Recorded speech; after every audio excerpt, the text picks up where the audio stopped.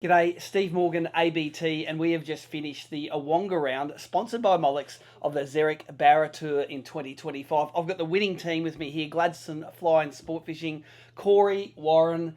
How good is it, one, to back up being the guide on the lake having a win, two, having a heavier winning weight than Mondrian in March? Mate, that's got to be the best advertising your business has ever had.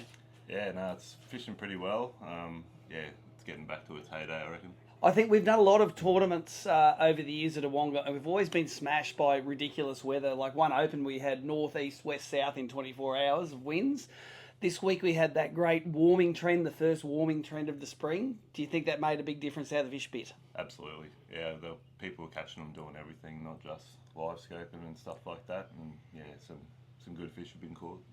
Warren, I've got a question for you. If you fish in a tournament with Corey, does he charge a charter fee, or is it like, come on, mate, I'll put a few in the boat and it's all even? I think it comes down to if I miss some on the net. That's the main thing. Oh, okay, yeah. So if you're down 100%, sweet. That's it. You're a That's freebie.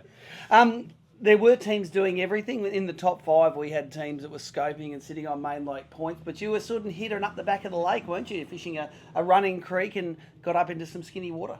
Yeah, so we done a bit of both really. We were using the live scope to see where they were sitting in the weed, and yeah, we were flicking lures at them doing that, so you can't actually see your lure, but you're watching the reaction of the fish. And then also, yeah, we were getting out into the deeper stuff, getting them in the open water as well. Nice. And did you find it was better like daytime one thing or nighttime? What was the rotation? Did you start in shallow and work deep, or vice versa, Warren? Yeah, so we started shallow in the afternoons, trying to get those those daytime bites. Yep. We got a couple of them, Yep. but then we sort of moved to the deeper water at night time. And they were pretty calm nights. Corey, what does it mean when you get those real glass outs at night? Because we had them basically every single day of practice and tournaments with this event. What does a glass out mean at night? Pretty much means if you are scoping, you got to do a lot longer casts because the fish, like the water's so clean here. Yeah. Yeah, sound travels a long way, so you got to be quiet and all that sort of thing. But yeah, generally when you're fishing the points, yeah, you might have to change your angles on the point depending on what the wind does, because like it'll often change from say like a northeaster and then start blowing a westerly. Yes. So you got to as it cools down at night. Yeah, adjust accordingly. And do you reckon that small wind change at night, going from just an easterly to just a westerly, that moves the fish? Oh, not really. No? They sort of hang there. Yeah. Yeah. Well, you can find places on this lake. You know, you can fish both wind directions, and you know, having a spot like that up your sleeve's pretty handy. That's cool. Take us through some of the tackle you were using. Let's start off first thing in the afternoon. What baits would you throw? Yeah, it was a mix between the Raid 6.5 inch The fish roller. Yep. and then What sort of jig head's that rigged on? that's a 1/2 ounce Berkeley 7.0. Yep. Is it a nitro? Yeah, it- saltwater yeah. series, I think they are. And then yeah, has got the other one. It was the Crotchety jerk. Yes. yeah. So there you go, and again the same sort of jig head there, and rig nice and straight. I see you don't want to have any crookedness in it. What is the weight of the jig head? 1/2 ounce. 1/2 ounce. A 1/2 ounce. So you use those sort of strolling baits both in the weed and in the open. Yeah, absolutely. Yeah, they just that technique at the moment. Like, been doing a lot on charter, and yeah, it's been dynamite. So, Awesome. Yeah. So take us through a standard cast. You've got your bait there, and you're telling a punter how to catch them. You see a fish on the scope, or you know an area where a fish is. What do you do? And you said you had to do long casts. Yeah, basically just like I might even have a rod in my hand and use that to point to show them where to cast, and then yeah, big long cast, and then I'll Way past the fish. well past the fish, like 15, 20 meters at times. Yep. Burn it back into the screen because I have it shorter. Yep. And then How far out to your screen do you have? so I might have it out 34 meters to find the fish, and then Yep. I'll get them into say 20.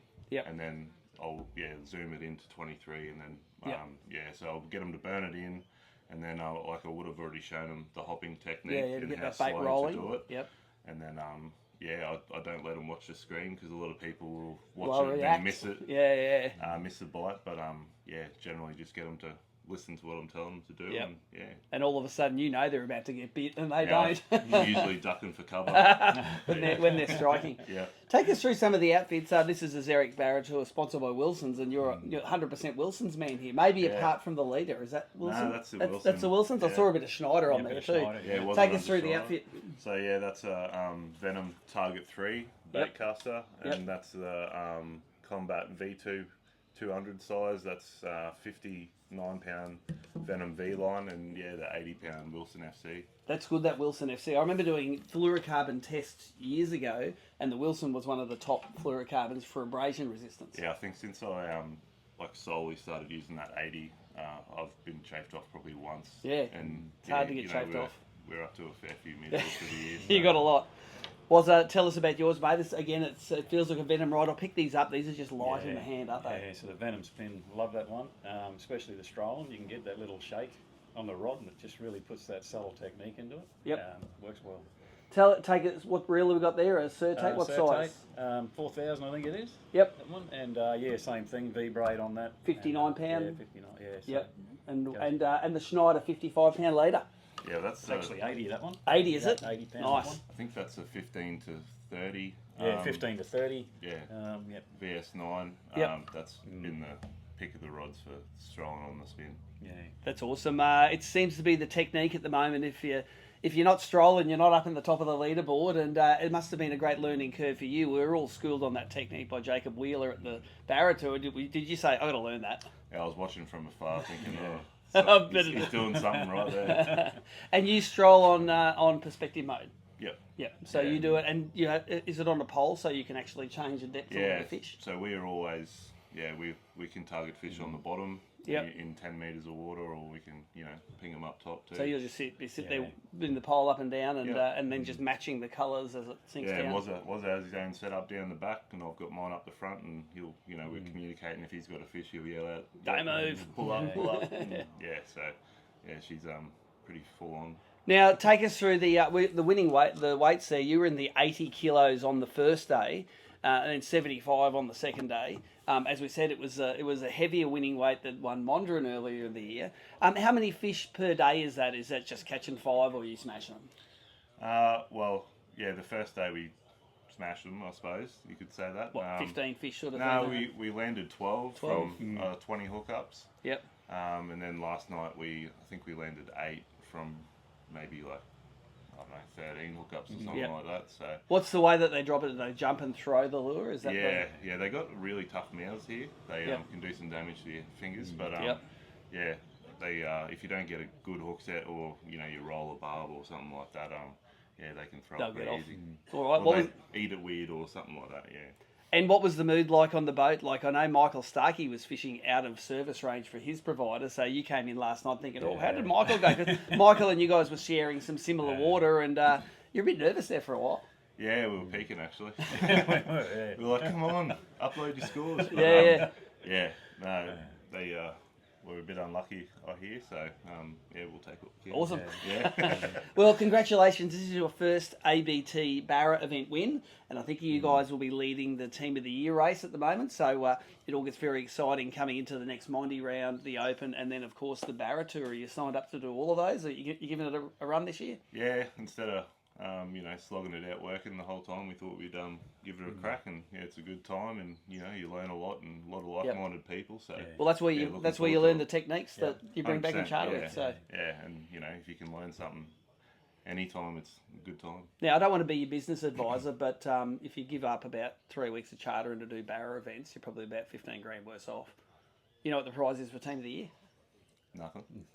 You get some good trophies though. Yeah. But you are correct. Good time, learn some great new techniques, and you can show them all to your clients. So look, if anyone wants to come and fish with the winner, Nicole also, she said she wants to book you on the pre-fish day for the Open when she wins the Bass Australia raffle. Where can they get in touch with you?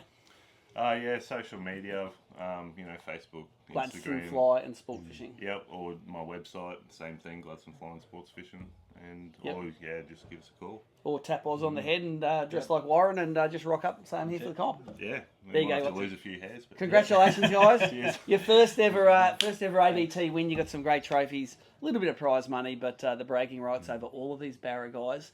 till the next event. Congratulations. Thank you. Thanks.